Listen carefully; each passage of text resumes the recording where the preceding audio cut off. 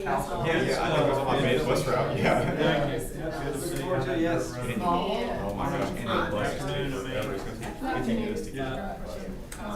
They pick you up at 6 a.m. The kids will be talking to them like, you The house that we had out there on the little school. It rained a lot. Yeah. So he was kind of wrapped the boat like the grocery store. And it was right there beside the middle of your church or whatever it was. Whatever. Yes, I remember. This is my this is my bench. He also was a tall one.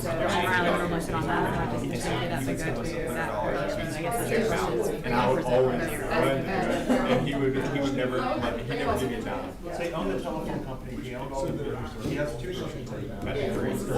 You know they're going to money line, right? He owned the place where they're leasing out Piggly Wiggly. So he stopped their lease and he wanted to get all the And he's also like the gynecologist, so he's literally every person my age. every single other and southern, like, they're very, they try to create a subdivision on Mars, and that was a pretty big failure. Yeah, that's the bowling alley. They built a big subdivision in Brantley, and they built it. I didn't recognize it, that's a kickball short. Yeah. And now it's taking part of the story, like, you can't even travel on the road. Yeah, that makes a lot of sense. I mean, They kind of like our class. Yeah, the landed aristocracy, there are a few awards that were just kind of toiling under there. They provide generously for us. Yeah. Hey, they paid for all the Xboxes for me in high school. I was working there.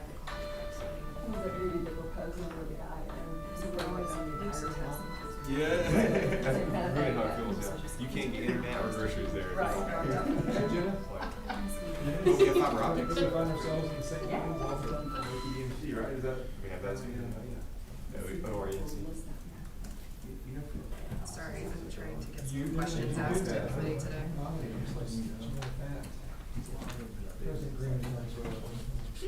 That's a much better way of saying it less professional colloquialism for that. Like that's what Isn't it bad? I did not heard that because also my friend's dad was trying to get one and he was like in an area where the Georgia Power and EMC's like have never decided who's supposed to do it. And so he was like, Georgia Power, they're like, EMC's gonna do it. He was like, EMC's gonna do it. Georgia Power has to do it.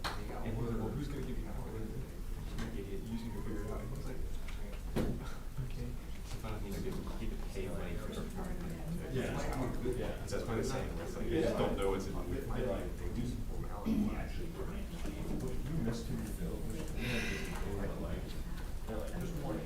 Yeah, we're not even talking about power. They probably don't want it. They want to take it off. Alright, well, I guess I see. Thank you. You look into it. I heard that. Hello, Haley. Hello. I didn't get to watch all your stuff earlier, but good job. I apologize to Lance. He was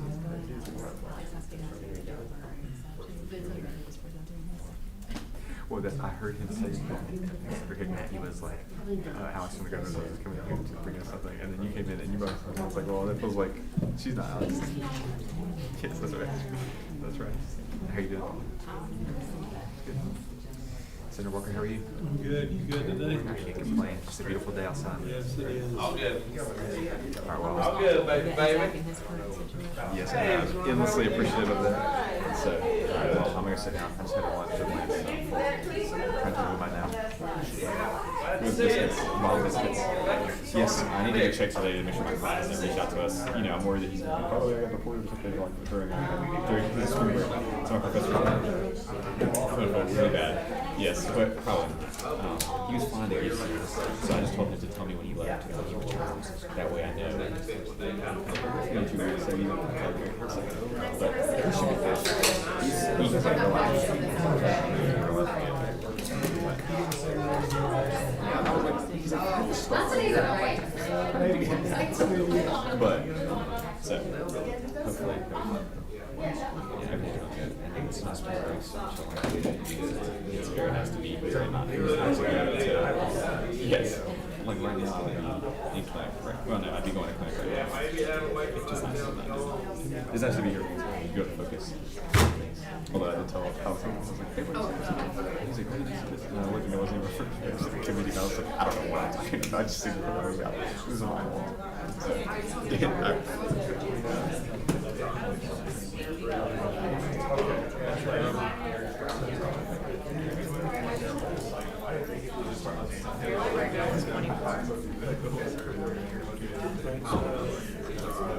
How you doing, sir? Doing good, yourself? Good to see you. Yeah, pleasure.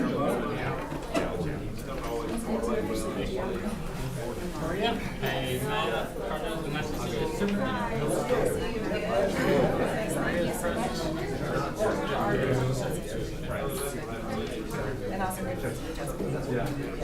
We got our program this afternoon. So we just back, just we saw Dr. Spencer. How you doing? Good to see you. It's good to see you, sir. Power through it. So we dropped that news. Yes, she said she'll be here. Our teacher in the top 10. Today will be good. State finalist. We've been doing some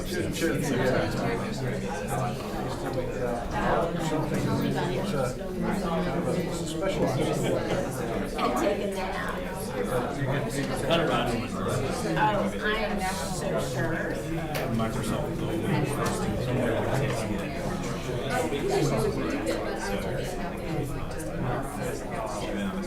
I'm really pleased about it. Did a good job. Yeah, it's Good, I'm okay. It's excited. totally So, fine. we all, of course, I That's true. brought my art today. And lo and behold, she had this in her background, so it's like, you know, you were from my weekend everything. Not real good at Well, I'm super excited to be here. I've never really used the skill set.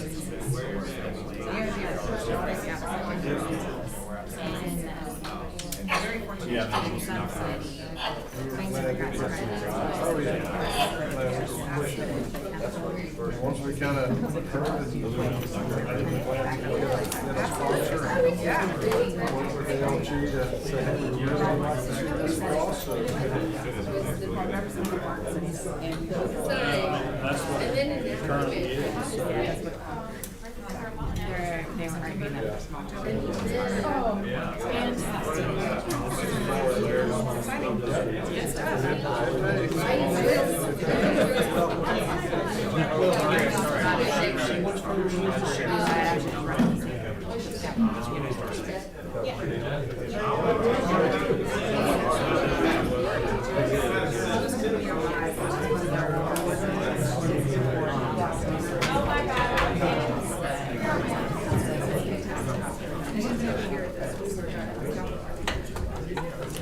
How you doing? Good to see you. Good. Carter's he's got a lot of good stuff coming over your way. He's gonna need some help on it. So I told him the first step was to be kind today, and that helps the blood flow in the other arm. Yeah. Yeah. I was working hard as usual, I'm sure. I'm sure I'm working smart. I gotta figure that part out. Oh, you're good. Learn my Hey, Scott. We're getting there. run on. I like it. It's very different, you know, than what I was used to, but I like it. I think the time is right. I really feel like I'm the right person at the right time because there's so much chaos. And I'm pretty level keel, I think, and don't get too excited, don't get too down either. So it's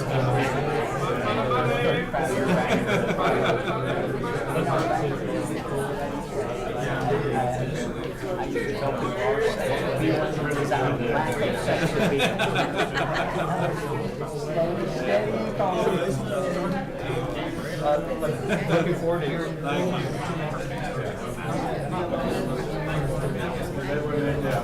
We had two and 3 years ago.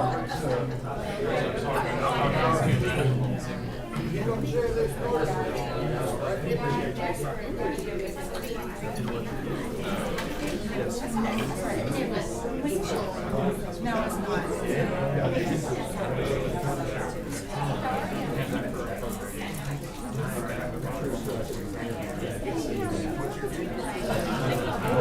Hey, good to see you. Good. How are you? Good to see you.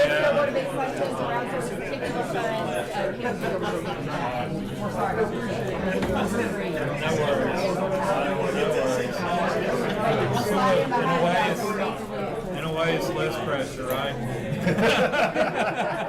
No pressure. I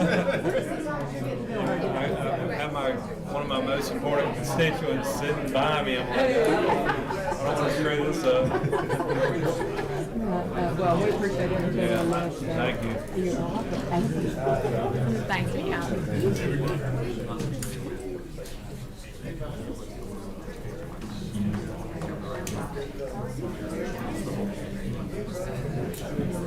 So.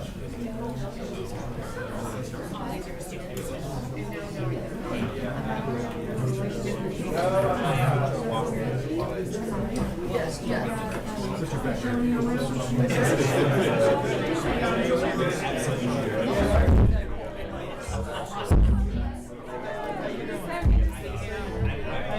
Good to see you. You were busy yesterday. I saw you on the TV monitor.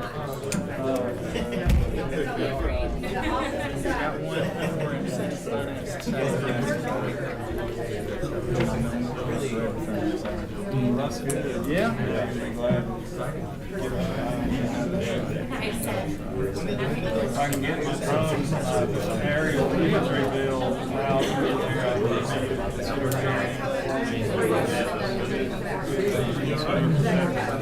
just transfer. If you're gonna non-renew these photograph, please send them the photographs. Basically, give them access to the photograph. Seems common sense. Well, it's gonna cost money. You're non-renewing somebody's homeowner's insurance. It costs you a little money, I'm sorry. Yeah, just let me know. Everybody doing good here? Yeah, I guess. Daddy called me this morning, getting all these campaign tags, worried, he said, thanks for personal, you know, like stations like that, some new technology, just ignore it. So afraid he's gonna do something. Don't worry about it. I have to deactivate text messages. He's got an outfit on. My phone has got a pretty good one of my siblings, he's been able to figure that out. How you doing? How you doing? I'm sorry I missed you.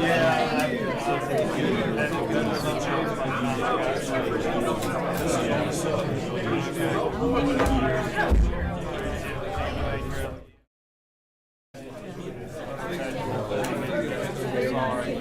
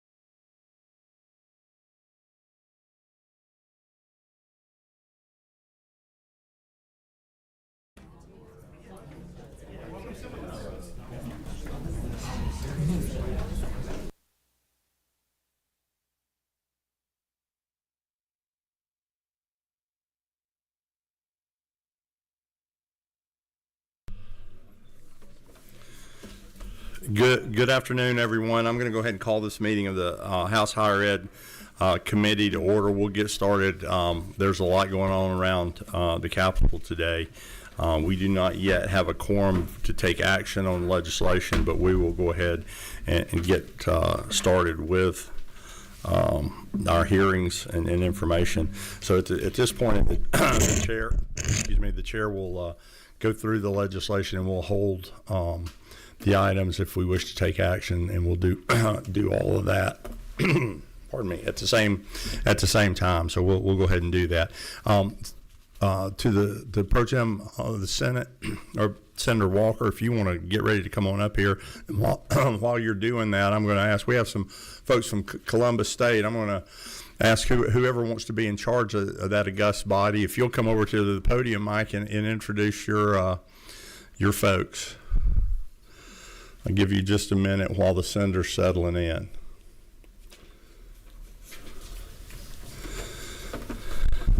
Welcome. Tell us all good things about Columbus State and the area down there. Good evening. My name is Andrew Walker. I serve as the student body president of the Columbus State University Student Government Association. Thank you for having us here today. I'm having a great time here, and I'm just grateful for the experience. Thank you. Do you want to introduce any of your colleagues, or are they traveling incognito? No. So with me, I have my Speaker of the Senate, Anaya Wilson. She's also our incoming SGA president for next year. And then our Press Secretary, Avery Hammond, who is our incoming vice president for the upcoming school year. And then I have our Chief Executive Officer, John Lester, and our advisor, Carly Henson. Thank you, and welcome to you all. Thank you. Thank you for being here. Absolutely. Sir. Senator, we're going to go ahead and get to you. We're going to let you tell us about your proposition, Senate Bill 432. I'm working off LC 610395S. Is that what you have, Senator? Let's see. Yes, sir. Yes, sir. Fire away. Tell us about your proposition. All right. Senate Bill 432 addresses what is called strategic reserves for the University System of Georgia and the Technical College System of Georgia. Strategic reserves refers to the authority of the University System of Georgia and the Technical College System of Georgia to carry forward all or a portion of unspent revenues from one fiscal year to the next with certain limitations. I'm blessed to have a number of high-profile constituents that I represent, and one of them happens to be the Chancellor of the University System of Georgia, and he asked me to carry this important legislation for him, and I'm proud to do so. I've often heard the Chancellor, when he was governor and in his other roles, say that government is not a business, but you can apply good business principles to government. And so that's essentially what this bill is about. Under Governor Perdue's leadership, then Governor Perdue, in 2003, this was first established as a practice allowed for in law for the University System of Georgia to carry forward part of their basically net revenue into future fiscal years. And it's been reapproved by the General Assembly 6 times since 2003. It does have a sunset in June 30th of 2026. So I'm here to ask you all to extend that sunset another 5 years. And so it was first done in 2003, and then the Technical College System of Georgia was added to this ability to carry forward funds in 2007.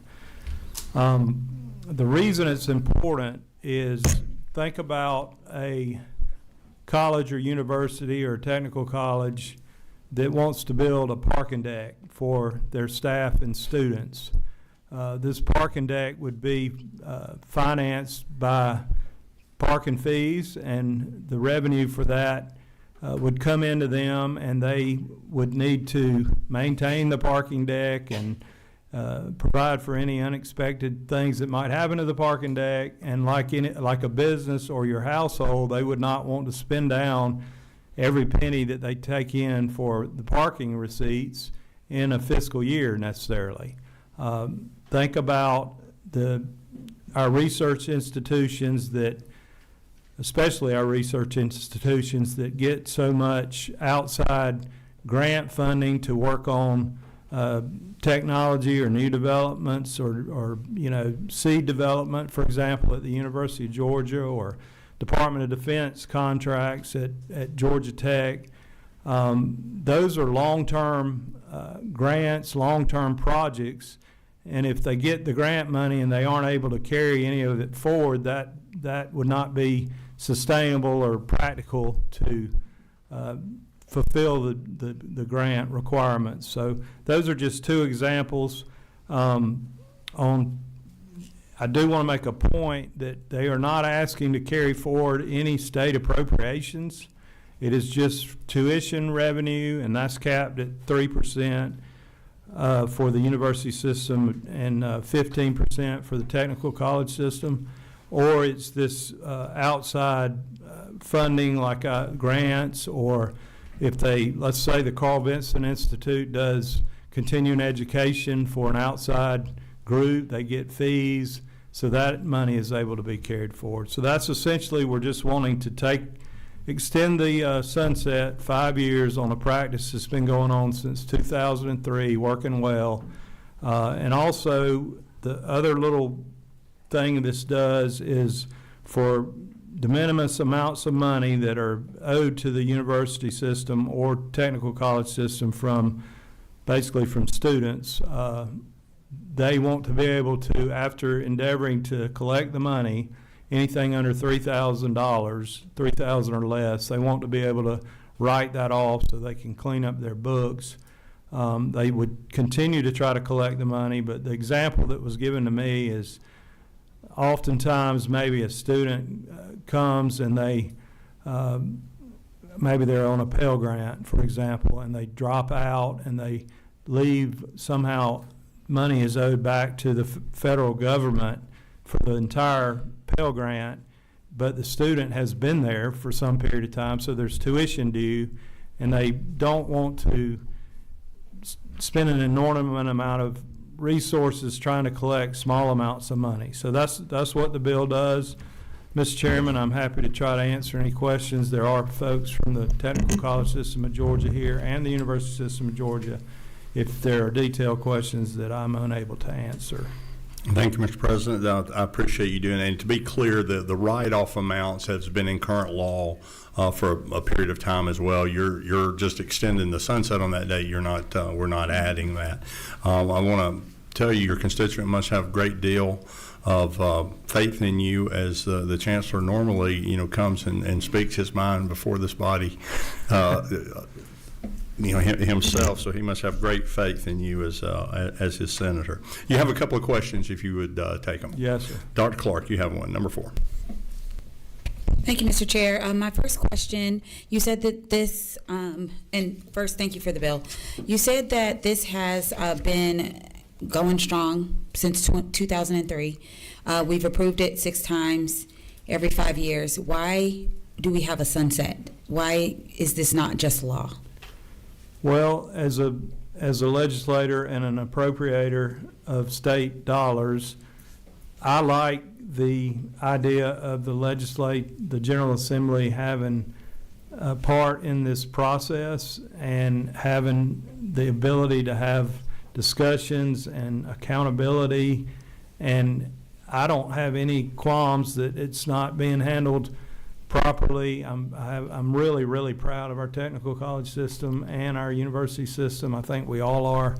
But as a practice, I just think it's a good practice for the General Assembly to remain involved in the process. And by having a sunset, it requires every 5 years for the General Assembly to review this, see if it's still working properly, and have an opportunity to have a say-so in how it goes. Number 28 is Yes, sir. So, real quick, do you think it would be fair to say that the ability to roll these funds over enabled the university system to make sure they held tuition rates flat when everybody else in the country was raising tuition? I certainly think it helps. It helps them to be able to pay for projects within their own budget and their own finances, that they don't have to come to the legislature for every little thing too. If they had a major HVAC system go out unexpectedly, they would have the funds available to handle that instead of having to wait till we reconvene and, appropriate the money. And these HVAC systems can cost several $100,000. It kind of blows my mind what some of this stuff costs. I mean, it just gives them, like a business, like your household, some emergency funds and some flexibility. And yes, I think it helps keep downward pressure on tuition. Thank you. Number 27, Governor's Floor Leader, Matthew Gamble. Thank you, Chairman. At the appropriate time, subject to your discretion, I'd like to make a motion. You're not recognized at this time. We might get back to you. Let me see. We don't have any speakers signed up for this. This is the first time we've heard the bill. The bill is fairly straightforward. The Rules Chairman has asked us to send some work to the Rules Committee. If we can, I would ask, is there an objection to waiving our policy here and then moving on Senate Bill 432 today? Does anybody have pause with that? Any pause? I'll do them one at a time. If I ask later on, I'll ask the same question. But for this bill, does anybody question that? If not, then I would, Senator, unless you have anything further, and it looks like you may have a winner, I would caution the overselling. But do you have anything further you want to close with? No, sir. I would appreciate that very much. Yes, sir. You recognize at this time the Governor's Floor Leader. I motion do pass on Senate Bill 432.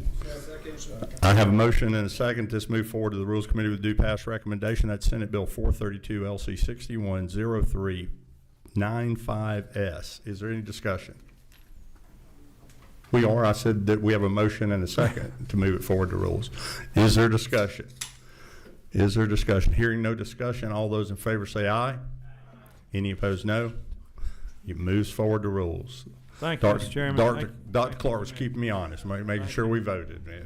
Yeah, thank you. Who's going to be your Speaker Pro Tem Jan Jones? Oh, that could hurt you, but no, that's a pretty good choice.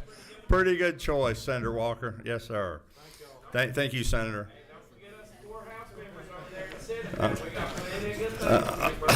Senator Walker, I'm going to need an appointment later today. Just kidding. There you go. Thank you, Senator. We're going to move on now to Senate Bill 523. Senator Goodman want to come forward. Allow me, while they're coming forward, to set the stage here. We have Senate Bill 523 that comes to us from the Senate. This was I guess a companion bill to a bill this committee had heard before, House Bill 1363. You have in your packet is LC 610474S, a substitute to Senate Bill 523 that the Senator and Representative Silcox have worked on. This is the language, is it not, Representative Silcox and Senator, that passed this committee previously? Yes, sir. In the bill LC, and I'm working off LC 610474S. So I've got 62048. No, we're going to work off I'm sorry, LC 61. We're going to talk about the one word change you have after that, but since this one is formatted as the substitute to Senate Bill 523, this is LC 610474S. This is the language that passed this committee previously, and the Senator and the Representative have worked for with that. If you tell us about the proposition, one or both of you. Senator? Mr. Chairman, if it's okay, I'd just like to say a few words and then go to my ag approach. Okay, thank you. Well, first off, I want to thank Representative Silcox for carrying this bill and all the work that she's done on it, and you and members of this committee. This is something that I've been proud to be associated with. The Lieutenant Governor and his office brought it to me and suggested that I carry it. started several years ago when I was in Israel when October the 7th hit. My mom and I were there on a trip to the Holy Land. And needless to say, it was a pretty surreal experience being at the Ambassador Hotel in Jerusalem. We could hear the Iron Dome rockets going off and machine guns off the balcony at the Ambassador Hotel there. Had to leave the country through Jordan. And, of course, our tour guide was a young man by the name of Fote. And Fote stayed with me and my mother, even with rockets landing within 300 yards of his home. He stayed with me and my mother and helped me get out of the country. And as we were leaving, I was telling him about some of the legislation that we've been working on in Georgia, and we hugged one another, and he asked me to come home and to try to help pass legislation, which what we were talking about at that time was House Bill 30. Going forward now with this bill here, we're creating this Title VI coordinator. 70% of all religious hate crimes are inflicted upon 2% of the population. And I would just say this, I think that even with the amendments we have here, we have protections for discrimination against our Jewish communities, but we have protection for everyone in this bill, and that's the most important thing. But I think that there are extremes on both ends of the political spectrum that in today's climate condone anti-Semitism.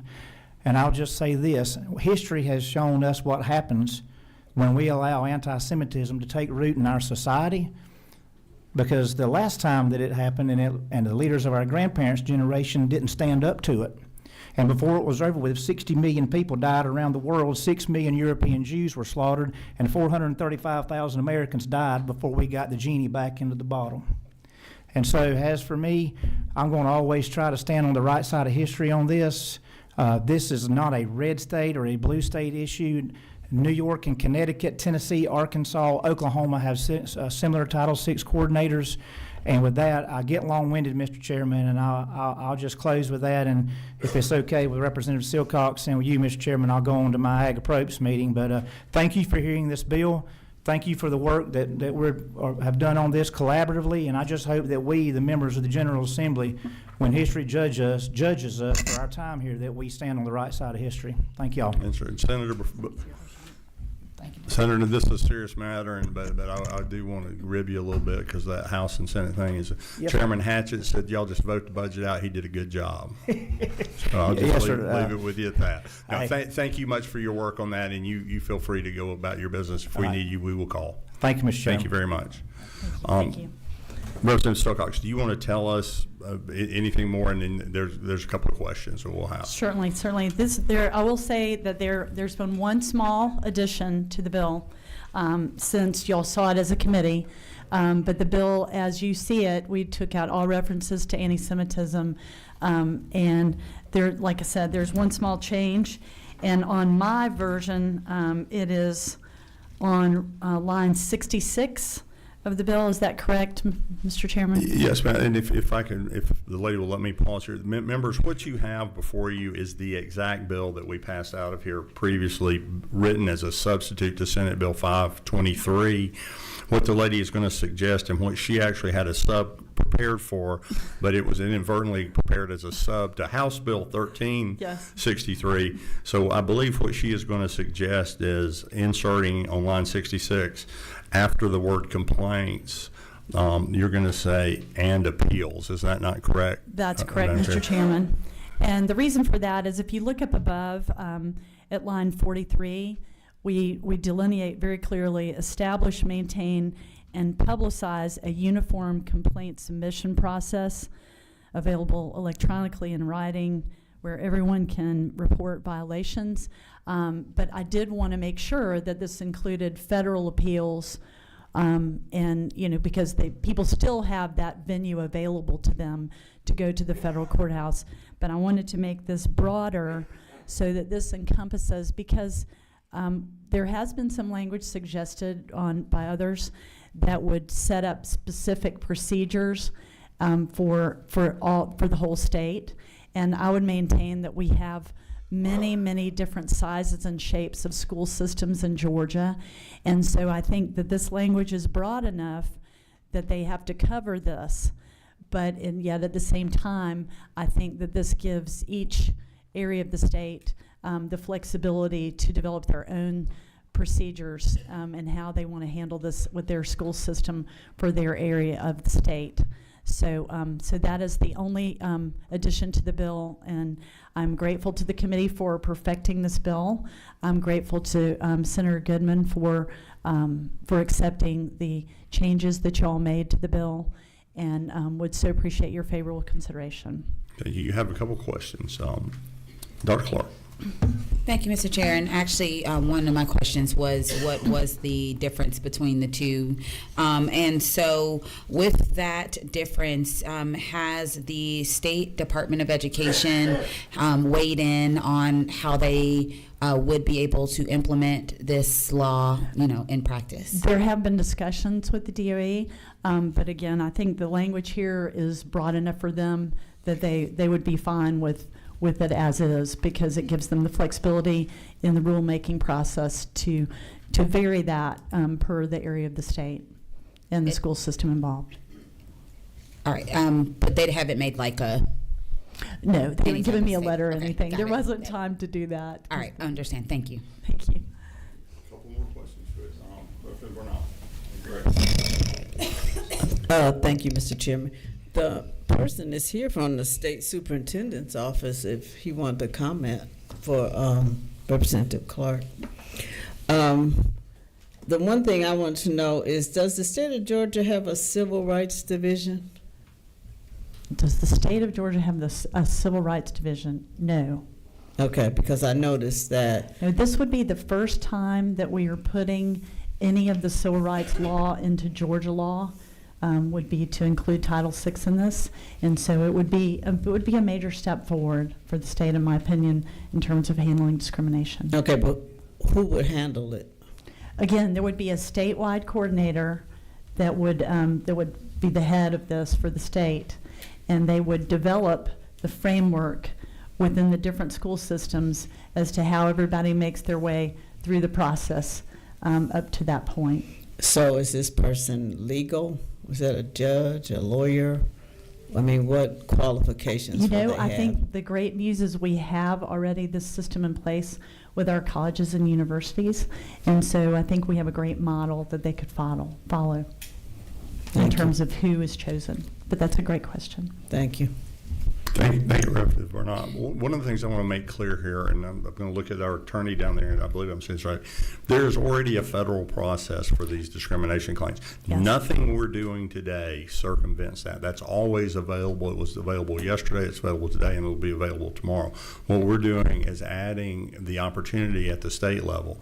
What we read and what we've gotten advice on in lines 43, when it says, establish, maintain, and publicize a uniform complaint process, that is a wide-reaching thing.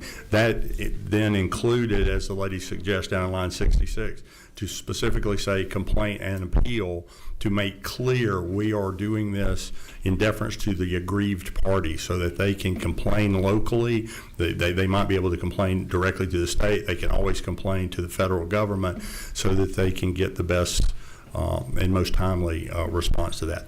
Number 26, Representative Washburn.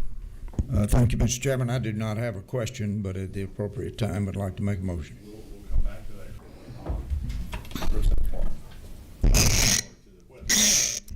Thank you, Mr. Chairman. So Representative Bernal brought up an excellent point that I just wanted to follow up on. So it is true that Georgia is one of 3 states that does not have comprehensive state-level protections with respect to discrimination. Is that correct? That's correct. But could you speak to whether or not you're aware as to whether or not anti-Semitism is worse in Georgia as a result of the failure to have comprehensive state-level anti-discrimination protections compared to other states? I don't have any stats on that, Mr. Webb, but I will tell you that it is a problem in my district. Yeah. So hopefully, we'll be able. Hopefully, this body will be able to move forward, along with passing this bill, but also including broader protections for all communities that continue to face discrimination. Would you agree with that? I would agree with that. Thank you. Thank you. Yes, sir. Thank you, Mr. Chair. You actually brought up something that sparked a question. So we have this office already exists at the federal level. We're trying to basically bring this down to the state level. Is there now like an order of operations for a person that is aggrieved? Like, do they have to start at the local level, then go to the state level, and then eventually go to the federal level, or do they get to choose? Is it like a menu? Like, I would like to just Everybody file a gets federal to one? choose. We're all about choice. Okay, so it's like a menu. Okay. Yes. Thank you. Yeah, my understanding of that, Dr. Clark, is, again, I'm going to go back to nothing we're doing today circumvents your ability to, the fact that you would file a complaint at the state level doesn't mean you have to wait for that to be adjudicated before you could file a federal. That is, I mean, we can't, I mean, quite frankly, we can't preempt state law. I'm sorry, Federal law. we with state law can't preempt federal law. Right. And then at the state level, when the rules and regs come out, we'll get a chance to look at that should this pass the House and Senate in the same form and signed by the governor, to make sure that the rules and regs come in. In my mind, that could be a dual plan. It could also be a parallel path, because one might get a faster investigation by making the local folks aware than sending it up to the state and waiting on an investigator to come down to the state. So the idea here is to make this the best possible remedy for an aggrieved party. Yes, ma'am. My follow-up to that would just be, are all of these people talking to each other? Because let's say I feel like I have a complaint and I'm like, I'm going to do every level. I'm going to go to the local level. I'm going to go to the state level. I'm going to go to the federal level. Now I've got 3 Title VI complaints out there. Are they talking to each other, or? Again, this would be on the state level. It would be a coordinator that would hopefully be able to say, well, are you going to address this, locally? Are you going to, what is your plan? Or do you have an appeal filed in federal court? All right, So that's the idea, is to give people choice, but make everybody aware of their selection. And I can't answer that question if they're talking, because they don't exist today. So I mean, I'm not being flippant with that. It's just we would hope they would work together, and then you wouldn't be carrying on parallel investigations. Normally, when a state and a federal agency is investigating a crime, that if a kidnapping happens across state lines, local folks may be helping with the investigation, but since it's across state lines, it's a federal case. So we would hope those folks would be working together. Carter Barrett, Vice Chairman of the Committee.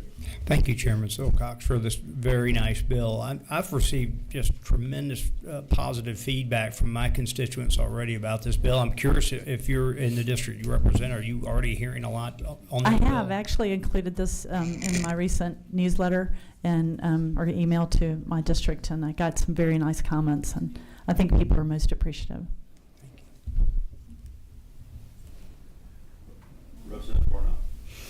Thank you, Mr. Chairman. Unfortunately, I have not received positive. I've received more negative comments, and not that, I just read what people ask me. But now this is no longer geared towards one particular It is faith. not. It is all faiths. All faiths, okay. Yes, ma'am. And so, and I say this, and I don't mean it in a negative, but just like that, the teacher who lost his life and his family doesn't want them to be charged, and they have that right as because that is their loved one. I just wonder, could something happen with this where someone starts to say, oh, so-and-so, he's such a nice kid, or she's such a nice kid, I know they didn't do that, and so then the waters get murky. And so then some children are kind of pushed and they're okay and nothing happens to them, and then others, the hammer is on them. That's one of my concerns. Well, the problem now is, right now, these kids are being discriminated actively in the schools, and there's not a person in charge to deal with their grievances. And so the principal doesn't know what to do with this, and the administrator, the teacher, doesn't know what to do with this, and they may try to work out if it's just a bullying situation or something. But some of these things are more ongoing, and it's a pattern of behavior that's really a problem. And so I do think that it warrants a new position where there can be a coordinator for these complaints, and it's addressed hopefully locally, and things are settled without a lawsuit. But if necessary, they encourage them to go to the federal courthouse.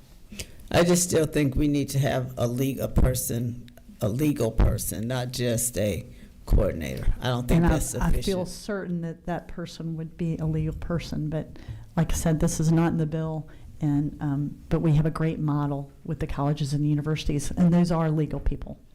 Okay, thank you. Yes, ma'am. Yeah, Representative Bonner, that's an excellent point. I think the coordinator doesn't say that they have to have a law degree, but I think in practice, when they advertise, or the person that sits in that position would absolutely have one. We had a number of speakers to sign up to the bill. This is a new bill to the Senate, same bill to us. We have about 4. Do you still have a wish to comment, given the fact that they were that we have changed it out? Because I know some of the questions were making sure that we changed out the bill. If you do, I'm going to give you a couple of minutes each to do that, and then we will move forward. Chairman Silcox, you're welcome to sit there, and we'll go to the podium. Okay. You were the first to sign up. Yes, ma'am. Sir. Thank you, and thank you again, Chairman Silcox and members of the committee. My name is Michaela Arciaga. I've spoken to you all on the House version of this. We do support this bill. I want to be clear about that. We think this is objectively a step in the right direction to protecting kids who will be vulnerable at all of our K-12 schools. Our concern is rooted in some of the procedural hurdles that we've seen with the Office of Civil Rights, the federal version of this, where you have limited resources, even with federal resources, and an extensive backlog of students who are not having their complaints heard and addressed. The way the process is laid out in this bill for K-12 replicates that response, even with the addition of the appeals language. There's a couple of reasons why. The first is that the Department of Education does not have the authority to dictate school system policy. That comes from the State Board of Education. That being said, a majority of our school systems do have a Title VI investigation and complaint resolution policy, but that is not rooted in any state or federal code. That is based off of guidance from the federal government, which could change at any point. Tying it to an actual established code that reflects what is attempted to be adopted at the department level would clarify that and give an appropriate legal anchor point to cross-reference when you are saying we want systems to be able to appeal, or individuals to be able to appeal these complaints up to the state level. Our final concern would just be that because the penalties that are laid out in this bill have to do with withholding funding from school systems, we would once again urge the body to consider requiring the complaint system or complaint process to start at the local system. That would require school systems to adopt a policy, which again, most of them already have. So that will feel redundant for y'all, but it provides a legal anchor point for cross-reference, again, to create a true appeals process. I believe this bill already has language that protects any individual's right to bypass straight up to the federal process. As many of you know, the federal process is substantially reduced right now. Those are our major concerns. Again, I would defer to the expertise of the department here. They know what their capacity is, but we want to just flag that if we are serious about trying to make sure kids get help, distributing that responsibility across all I guess it's like 250 systems if we include charters, and allowing that to be addressed at that level before escalating it up to the state makes it much more likely that students can receive the care and services that we all want them to have, and that I know this body also wants them to have. So thank you very much. Thank you.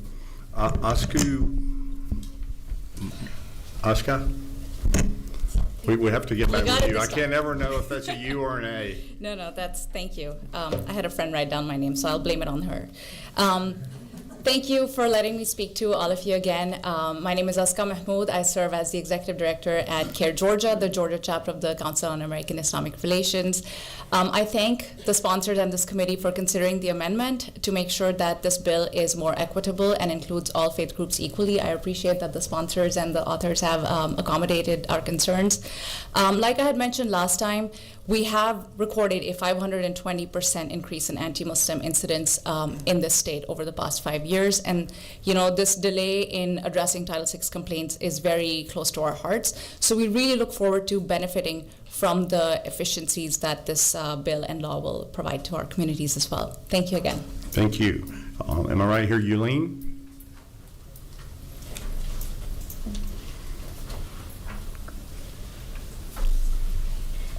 Thanks, everyone. Thank you, Chairman. I'm going to keep mine short because my main things that I was going to be speaking about have already been removed and addressed, and really appreciate that the committee specifically is going to be amending, the sponsors are going to be amending it to include all faiths and making sure that that's Title VI prohibition on race, color, national origin discrimination is going to be addressed for everyone under that umbrella. So thank you. Thank you very much. Noor? Yes, ma'am. Hello. I spoke to some of you last time. I'm Noor. I'm a student at Georgia State University. I've been in the public university system since I was a freshman. I'm now a second-year master's student. Last time I testified, I had the same recommendation and hope that the language will be amended to include all faith groups. As someone who has faced this firsthand in the university level and has never been addressed adequately, since the concern is that all religious groups and any form of discrimination must be addressed adequately. One of the speakers earlier today also mentioned experiences of anti-Semitism and how it's rising. And just as anti-Semitism is rising, Islamophobia is rising, as well as anti-Hindu sentiment. All forms of hate are things that need to be taken into consideration. So we just wanted to reiterate, and I wanted to echo, to thank you all for considering this amendment, and to just remind you that it is not just one faith group that suffers from this, and there are the same consequences when it comes to mass genocides, when it comes to violence, when it comes to the way that students like myself have been called names, we have been threatened with violence. It's applicable to all faith groups and all forms of discrimination. Thank you. Representative Bernard, did you have another question? Yes, Mr. Chairman, thank you. I do, from one of the speakers said that if it was in code, that it would carry more weight. And I just want to, I don't know if you can do that now, but it does make a bigger difference when it is a code as opposed to just, what's the person called? What's the person? Coordinator. It does make a difference. I had a piece of legislation, and when the person found out it was a code, they treated me differently than just the wording. So codes carry a lot of weight, and then they're there for longer periods of time. Thank you. Thank you. I have no further questions. I'm going to recognize Whip Park.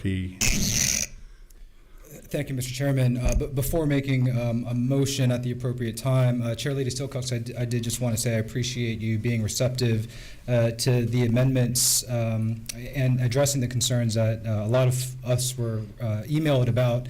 I do not, frankly, appreciate the comment with respect to choice of discrimination. Certainly when at the state level we don't have comprehensive civil rights protections. We're one of 3 states that does not.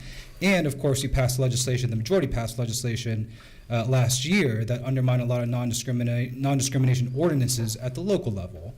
And so because this would be a step in the right direction to ensure comprehensive civil rights at the federal level, Mr. Chair, at the appropriate time, I'd like to make a motion to do pass as amended with the words "and appeals." Let me just from a procedural standpoint, if I'll recognize you a second time for your amendment, if we can get a motion just to pass, and then we'll come back to you for your amendment. Do you have a motion to do pass? Motion to pass on LC 610474S. Is there a second?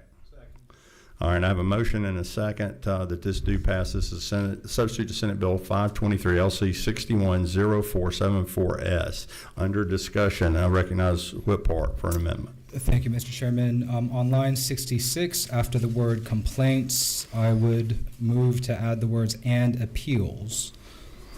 Is everyone clear on the amendment? The gentleman wishes to add, after the word complaints on line 66, "and appeals." So it would read, ensuring complaints and appeals are handled in a timely manner, kept confidential, and investigated. That would be the entirety of the new line 66. Everyone clear on the amendment? Is there objection to the amendment? Is there a second to the amendment? Well, I'll go with, is there a second?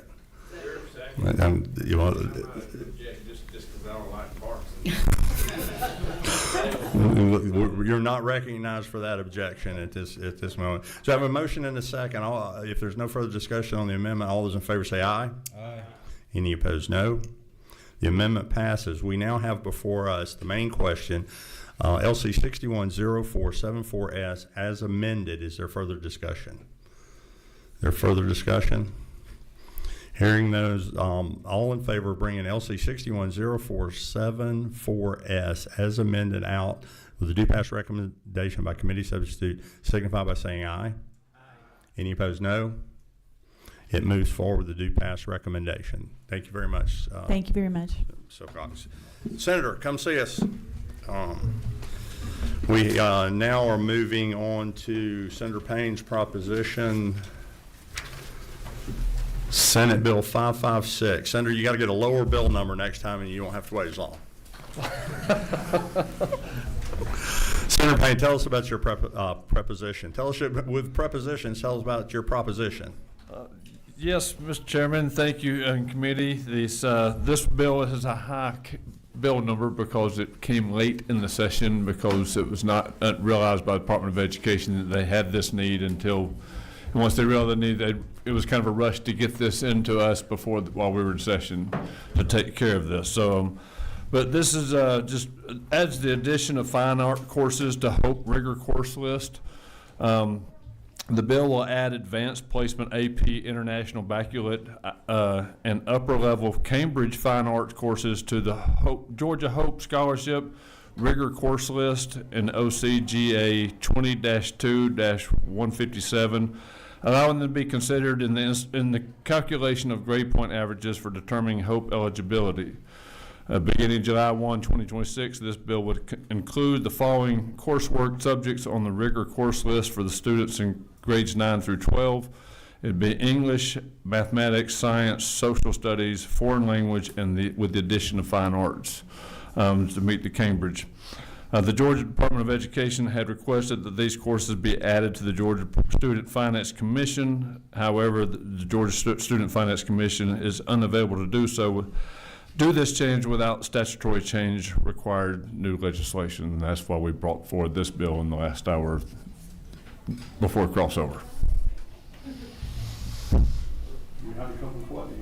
have generated a couple of questions, Senator. Dr. Clark. Yeah, thank you, Mr. Chair. So on line 30, where we add Cambridge to the list of programs that Georgia Student Finance will need to, calculate grade point averages for Hope, we're adding Cambridge. So are you saying today, right now, these Cambridge courses in English, math, science, social studies, and foreign language, if they exist? By adding fine arts, we're meeting all the curriculars for all three of those. And that fine arts is not already in there for the baccalaureate, and so we're just adding that so it's all one size fits all for all three. So fine arts is English, math, science, and social studies? Is that what you're saying? No, that's not what you're saying. It's with English, mathematics, science, social studies, fine arts, and foreign language. So the way I'm reading this, it's only fine arts courses that will be looped into eligibility for Hope Scholarship. What if you take a Cambridge course in English or a Cambridge course in math? Or it's already in there. It's already, that's what I was trying to get to on. The only thing that's not in there is the fine arts. Got it, thank you. Representative Burnell. Thank you, Mr. Chairman. Thank you for the bill. Is there an AP exam and a baccalaureate exam in fine arts already? I would have to refer to the Department of Education on that. Yeah, let me try this if I can. Representative Burnell, will you hold that over, and when we have the other speakers come up, we'll ask it again to them? That's fine. Just so we can go, in case they have, your other members have questions of the gentleman. The governor's floor leader, Matthew Gamble. Thank you, Chairman. And mine is really more of a clarification just to make sure I understand. If a student was in AP art class, that is already covered. No, that would be covered by this legislation. Right. So that if this doesn't pass right as is, then that student is not going to be receiving the same level of recognition for that AP art class. Correct. Okay, all right, that's good to know. Thank you. And Very Matt good. Cardoza is here. If you would like him to come to the table with me, that'd be fine. I'm sorry? So Matt Cardoza is here. He can speak Well, to this. it's your time at Okay. the table. If you Okay, want to I'm invite just- him up, you're welcome to do that. I'm going to go to Representative Barnes over here, and she's got a question. Mr. Cardoza, you're welcome to join the senator if you'd like. He has used a lifeline. Representative Barnes. Phone a friend. Well, some people just bring the lifeline with them. I just thought I would ask if we need it. Thank you, Mr. Chairman. My question is kind of along the lines of Representative Bernal. If there is an AP test already formulated for this class, and has it been measured against the other AP tests?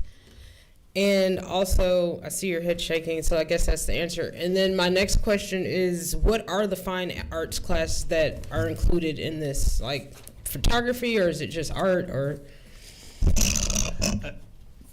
Thank you, Mr. Chairman. A couple of responses to that, and I know there are people in the audience who could get even more specific than that, but there are a handful of courses that are related to fine arts within that College Board has with AP, International Baccalaureate, as well as Cambridge, and they determine what those rigor courses are, and that's what would fit into this for the purposes of HOPE courses of rigor specific to fine arts. So to your question earlier, Cambridge courses that are in other disciplines are already included for HOPE course of rigor. Needed Representative Barnes. You gonna wait? She knows the She's- list of fine art Okay, programs. we have a couple of speakers. That may be one of them. Number 28, Chairman Carpenter waves. You've worn him out. I have no further questions this afternoon. We have a couple of folks that signed up to speak. Ms. Hazlett, you want to come and been chomping at the bit there to get. No, I'm just, thank you for being here. Thank you for waiting. Yes, ma'am. I appreciate it. You're recognized. Tell us about this proposition. So first, I want to thank you very much. Thank you, Chairman, and thank you, committee, for meeting with me today. My name is Maria Haslett. I am the Georgia Art Education Association president, and also provided a lot of the research for this particular bill. So I am very versed in what is, and I've been teaching AP Visual Arts for about 24 years. So, and I've been a reader and all this sort of thing. So I am standing here to basically stand on behalf of about 467,000 fine art students across the state. Currently, there are no AP, IB, or Cambridge fine arts courses that count towards the Hope Scholarship. So what ends up happening is we have about 39% of students take fine arts classes, and less than 1% are actually able to stay through AP, because they have to have prerequisites in order to stay for AP. And one of the things to think about is when you're supporting AP at the top, you're supporting a framework of 475 fine arts courses across the state, and that's music, that's chorus, that's theater, that's everything, and we have a lot of crossover as well. And when we can keep them for 3 to 4 years, we also are kind of a safety net. We keep them in school. Almost 100% of our students graduate. And when we can be with them, we're also their mentors. But a lot of them are pushed to other courses because they need the rigor courses in order to get the Hope Scholarship. So what we end up seeing is that we end up losing kids and not keeping them as long as we want to. They lose that opportunity. And understand too that not everyone's going to go into an art field. Now we do have a $62 billion creative industries in the state of Georgia. A lot of those industries hire from out of state. We're trying to increase and open up the pipeline of our Georgia kids to be able to get to these industries so that they can stay in Georgia and they can be a part of that industry. And if they don't end up going into the industry, then they're patrons. And those matter too, because that all contributes to the economic impact of the creative industries. So it's a huge thing when we can keep them for all 4 years. We can also mentor them, and one of my favorite things to do personally is to sit down with kids and to problem solve about what their next steps are, no matter what direction they're going to go in. And a lot of kids, to answer your question about the different courses, when they're not able to earn the Hope Scholarship, either because they can't get the fourth rigor class that they need for the Hope Scholarship, or we're the only AP. We kept them in school. We're the only AP that they ended up graduating with, but it doesn't help them get the Hope Scholarship, it ends up hurting either way. And there's a lot that we end up just losing in the mix. And so we are asking that you consider it is 5 AP, 6 IB courses. And all of the courses that are taken, they all end up with a test. They do get the college credit when they pass the test, but it doesn't count towards the Hope. And also in talking to professors at UGA recently, they were saying that this would also help them a great deal because they want the art students to help them get into UGA so that they can go to, UGA has one of the top visual arts departments in the country as a public university. And they would love to be able to grow their program as well, and this would help them and it would help other university programs across the state. And I'll be glad to answer any questions about any of it. A couple of lights on here. Representative Bernal, you're going to get to back to your question. Yes, ma'am. Thank you, Mr. Chairman, and thank you. At one time, I was the instructional lead teacher at a high school, so I was in charge of giving the AP exam. How does their AP exam work for the fine arts? So for visual arts, we actually have 4 tests. We have AP Art History, which is a straight history test and written multiple choice type of test. For the visual arts side, they submit a portfolio and they have to show writing evidence. So it's very similar to an AP Research or AP Seminar class where they are researching. They have what's called a sustained investigation that they research throughout the year, and they're showing their visual documentation is their portfolio, and then they have to present it digitally, and then that is scored. And then on the scoring end, it may seem like that's a weird thing to score, but when you talk to the College Board, visual arts has one of the fewest discrepancy rates, which means that the people who score are very much even across the board, and they do a really good job grading these based on rubrics and so forth. Okay, thank you. Mm-hmm. Yes, I was interested in, you have visual arts, and what else is categorized as fine arts? So visual arts and music, theater, dance, chorus. And this would also include like AP Music Theory, it includes AP Art History. IB has dance in addition to all of the areas of fine arts as well in the schools that have IB, and then Cambridge has fine arts classes as well. So it would give all of those kids a chance to have that count. And they're the only AP, IB, or Cambridge courses that don't count towards the Hope Scholarship. So we'll have a AP dance final comparable to other AP courses? So for dance, I believe it's mostly IB, but yes, it would be, and they still have to, it's a very rigorous process to do either AP or IB or Cambridge because they're working at a college level for sure, so it's giving them that credit. I'm not taking it away from the dancers if y'all are listening. No, you're all good. It is a smaller percentage, but they do count too. Yeah, a couple more. Vice Chairman Carter. So for either of you, my kid, West Forsyth High School, took a crazy number of classes and did very well in them. I'm assuming that most kids who are doing AP, a lot of AP and IB, et cetera, they're not missing out on Hope, but rather in the absence of this legislation, they're having to take more classes. Mm-hmm. Is that a fair assumption? I mean, it is in some cases. There are a lot of kids who do earn Hope in other ways. But we also have, so I teach at Forsyth Central, so you're very familiar with that. And so, for instance, at Forsyth Central, there's a film academy, and there's humanities academy, and there's different things as well. So I've had students who, for instance, were in the film academy, and they had me for 2 years, and they took AP Art History, they took additional film classes to satisfy that, but none of those counted towards their rigor classes, and so they were short one class. And also another thing to consider as well is that now we have a lot of kids who are taking classes that are at the high school level in 8th grade. And so there's multiple classes that kids can earn credit. Physical science is probably the most well known, but now there are additional ones too. And so it used to be when they set up the rigor list, it was like, oh, well, they have to have these core classes every year, so we know that it's covered, and that's why there were 4. Well, now they're coming in with that, but nothing in 8th grade counts towards the Hope Scholarship. And so if they don't earn it in other ways, then they are going to miss it. And so a lot of times is that rigor class, that 4th rigor class, that is the preventative aspect. So if they're with us, then it can hurt them. It doesn't hurt everyone, but they do end up having to take additional classes. And some people do it online or do it in the summer, but others can't do that, so.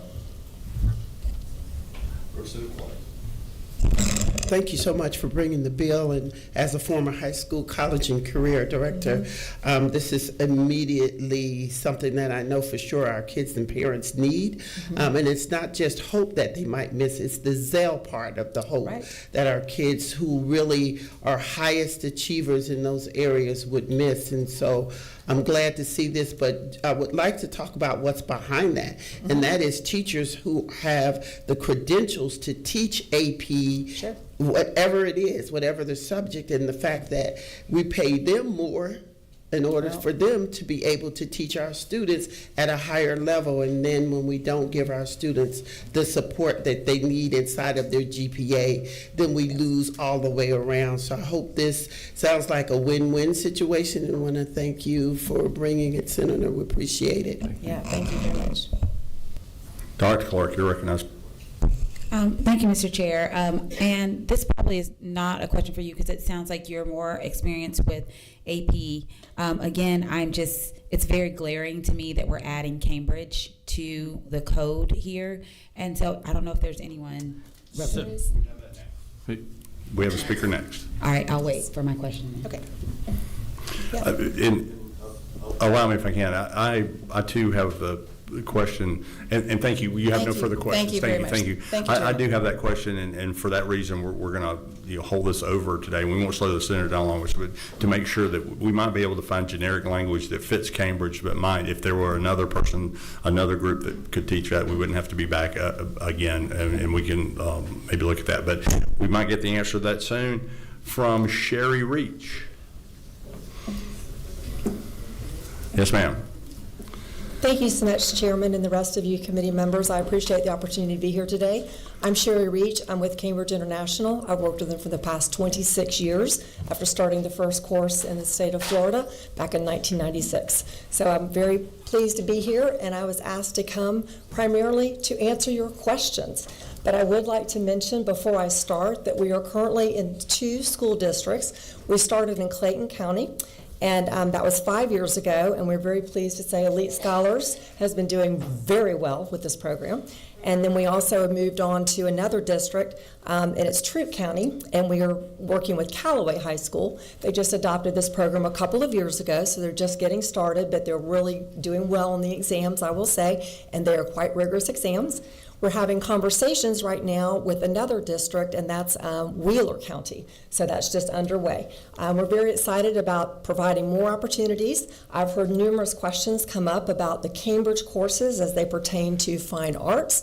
And I would be pleased to share with you that in other states, we have about 9 fine art courses available at the highest level that are being taught. So when we say fine arts, for example, that includes a lot of different areas.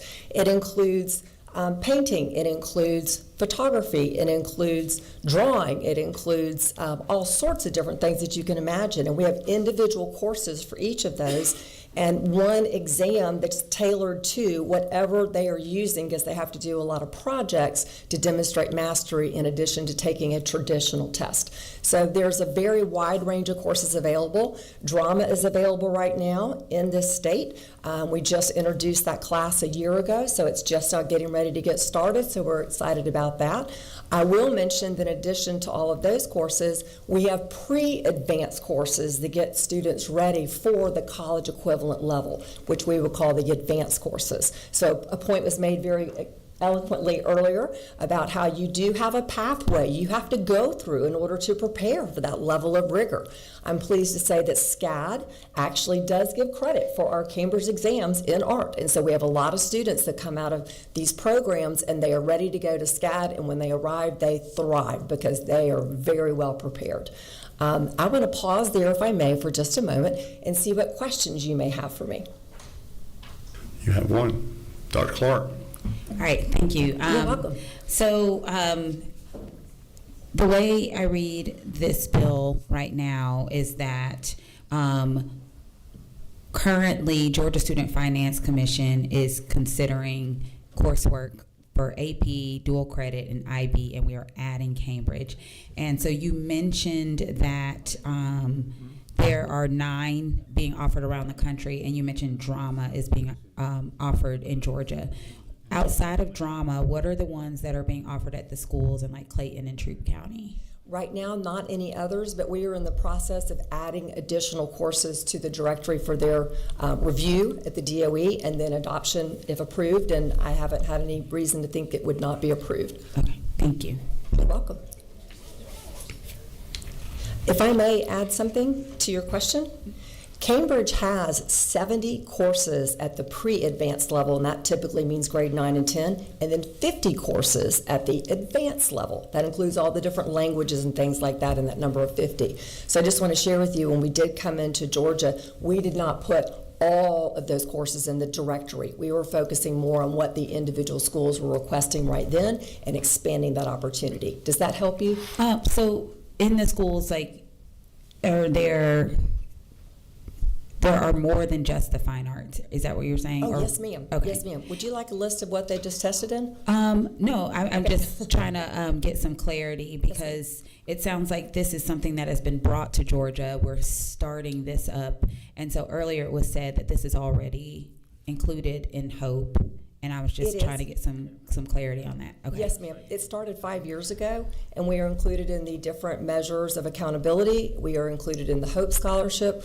We're included in all of it, and we have been for a few years now. And are the grades weighted like they are with AP? Yes, ma'am. And all the, okay, thank you. We're sort of the trilogy, if you will, AP, IB, and Cambridge. Got it. So, sorry. Thank you.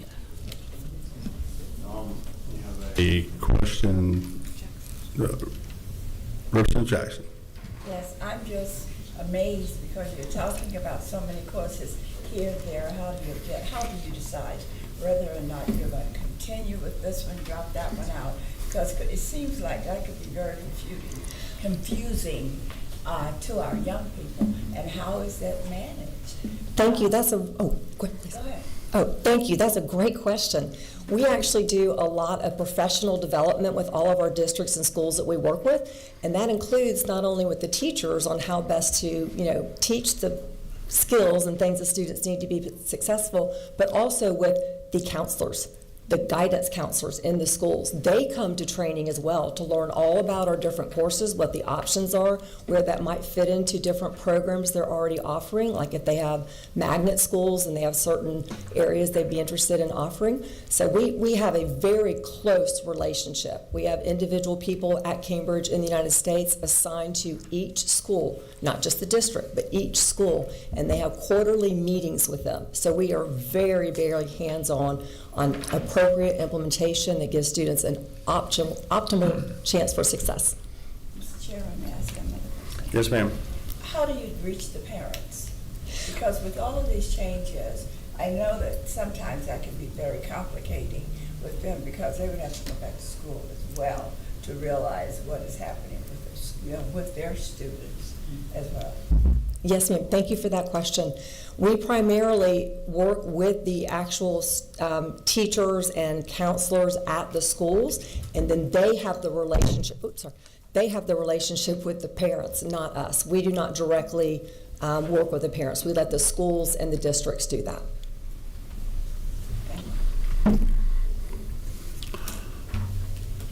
I will say that all of our information is on our public website. Every course outline, what the exams look like, all of it is on our public website. Anybody can go look at it anytime for every subject. Okay, we're going to keep moving along. Did you have something further, Representative Barry?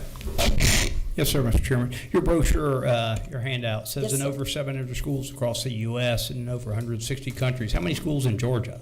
In Georgia, we just have the 2 right now, and actually it's at the high school and the elementary school level. So the high school elite scholars, they have grades 6 through 12, and then we also have 2 elementary schools that feed into them. That's in Clayton. Oh, they'd love to have you. They would love to have you. Mm-hmm. We're going to move on. You have no further questions. Thank you, ma'am. Thank you. Alan Fowler. I wanted to make you Alan Foster, sir. I'm so sorry. Thank you. I know an Alan Foster, so we were going to promote you or demote you, depending on how much you appreciate your family name. Mr. Fowler, please go right ahead. Yes, I am Alan Fowler, and I serve as the Executive Director of the Georgia Music Educators Association. And thank you for allowing me to speak about this bill. GMEA supports including AP, IB, and Cambridge Fine Arts courses within the HOPE GPA calculation. These classes follow rigorous academic standards just like other weighted courses. I appreciate the questions that address that. The AP Music exam is quite rigorous. And as such, they merit equal consideration. Simply put, including these courses promotes fairness, supports student choice, and acknowledges that the fine arts are a vital component of a well-rounded, college-ready education. So we encourage thoughtful consideration of this issue to ensure equitable opportunities for all Georgia students. You have no questions, sir. Thank you very much. Appreciate it. Superintendent Woods. Thank you, Mr. Chairman, and again, members of the committee. Again, just want to appreciate Senator Payne for bringing forth this bill. You know, the big thing for me is that it gives our kids choice. Prior to this bill being initiated, if a child did really want to pursue something in the fine arts, they were pushed into math, English, social studies. This was not an option for them. I would be remiss that if you look and if you were to travel over to Georgia Tech, that most of those individuals over there have a music background. And I think that this, you know, gives them, you know, an option to pursue this and really to have something to pursue to passion. All these courses, as mentioned, are very rigorous. In fact, some of the fine arts courses, when you look at especially the AP area, are some of the toughest to pass. And they have some of the highest rigor rate ratings there. So I, you know, would encourage you to continue to pass this along, you know, for our sake of our kids, giving them as much choice as they possibly can. And if you have opportunity today, across at the Twin Towers later this afternoon, we have the Capitol Art Show. So I would appreciate that. And of course, it was mentioned elite scholars. I just awarded that school with a bunch of recognitions in both literacy and math. They are one of the highest performing schools in the state of Georgia. So thank you very much. If there's no questions, I will yield the floor. Thank you, Representative. I will not tell the young man's name since I don't have his permission or his parents, but I will be seeing a representative from my district in Sweet Apple Elementary over at that Capitol Art exhibit later on today. So thank you for reminding us all that. I'd encourage the members, if you get a chance, stop by there. It is a really neat and exciting afternoon. Thank you. Thank you, Superintendent. We have no further questions. Senator, Matt, if you would like to, you know, close us out here, we are going to hold over here just to get a couple of questions answered from the committee, but we'll have you back right straight away, Senator. We're not going to hold you up. We just want to answer a couple more questions. Normally we hear everything twice. We just we're in a good mood, I reckon, earlier today. So we'll invite you back to see us. Yes, sir. Just one quick thing I want to point out that might make it look a little confusing. The Cambridge ad there. They have been receiving credit in many of those other core content areas. We had to actually do a substitute bill because that was just inadvertently left out. So it does look like it jumps out for just adding them. That was not the intent. They've been in there for other core areas. Just the overall intent here, as Superintendent and other speakers have said, is to add fine arts for those courses of rigor so that kids who are taking in any of those three particular providers can stay in those pathways and we don't lose them into some other pathway. Thank you. Did you have anything, Senator? If you could, Mr. Chairman, I'd just add that the question had come up about fine arts and the definition. This bill defines fine arts to mean advanced placement, international, baccalaureate, or Cambridge fine art courses in which Department of Education has designated as unique course number and name indicating that such course is classified as advanced placement, AP, international baccalaureate, or Cambridge. So it's, you know, it's something they're trying to do.